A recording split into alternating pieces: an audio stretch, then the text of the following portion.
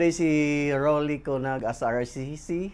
22 years in service sa Gotong since Ottawa pa as a driver messenger of Gotong Southern. Before I start, galing ako sa kabila as a waiter sa isang restaurant. Tapos nung time na nalaman ko na kailangan sila ng trabahante as a pahinante sa close van, so ni-grab ko kasi sa tingin ko kasi mas okay kaysa doon. So nung time na pumasok ko sa Gotong Southern since 2002 as a pahinante. So naging 2 years ako sa close van. So after 2 years, naglipat kami ng office sa Parañaque. So nagsabi yung pinaka-boss namin si RBY na need daw nila ng maintenance sa office. So 4 kaming pinagpilian sa lahat ng mga pahinante sa truck, 4 kami. So ako yung napili.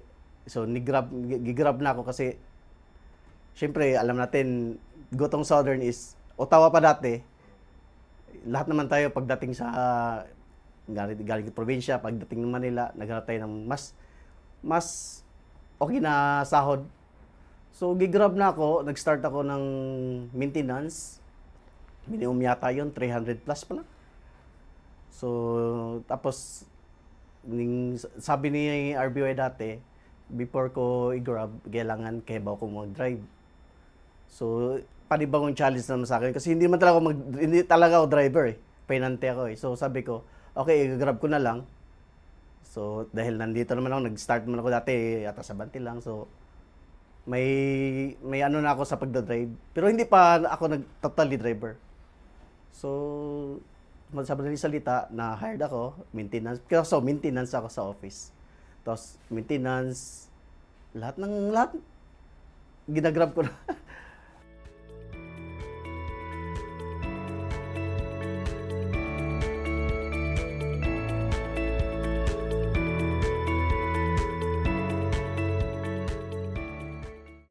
Nung Ottawa pa, pagpasok ko, nung nalaman ko na Ottawa is may-ari is Gotong, sabi ko, may chance na, kasi forwarding pa kami dati eh. Wala naman, para sa mindset ko, dahil Gotong yung may-ari, so itong Ottawa, pagdating ng araw, lalago, dahil Gotong eh. So, para sa akin naman, yung pananaw ko sa company, sabi ko, lalaki to. So, kailangan dito na lang talaga ako magtiyaga. At saka malaking tulong na rin sa akin dahil sa pagtitiyaga ko, di ko naman i-expect na darating ako sa buhay ko na magiging empleyado ni Gotong, magiging stable na yung trabaho ko. So, sa pagtitiyaga ko, nagkaroon ako ng pamilya. Dito ko na rin kinuha yung pinagtutos ko sa mga anak ko. Kasama si Gotong Southern sa buhay ko. Kasi, binata ako, wala pa akong asawa, hanggang nagkaroon ako ng anak, maraming nangyari, maraming challenges sa buhay ko. Nandiyan si Gotong, hindi pa rin ako iniwanan.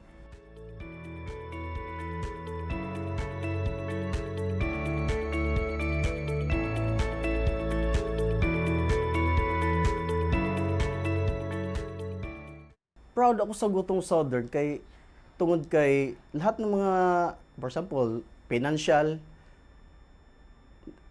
pag may mga financial, for example, may mga sa pamilya mo, may mangyari, andyan sila, hands-on sila. Hindi ka pinabayaan. May malaking naitulong pa rin si Gotong Southern pagdating sa pamilya.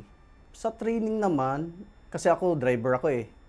Malaking tulong rin naman kasi kung hindi siguro ako nagda-driver, so hindi siguro ako nasa Gotong ngayon. Di ba? So as a driver kasi, marami akong natutunan. For example, binadrive ko, di ba? Sa mga boss natin. So, nandun talaga yung training na dapat, sa mga pagdating sa kalye, dapat pasensyoso ka. Lalo yung mga sinaservicean mo, empleyado rin. Dapat, yung kapakanan ng mga empleyado, dapat safety and security. Nandun na yan eh. Safety and security, dapat lagi mong dala yan eh. We are Gotong Southern.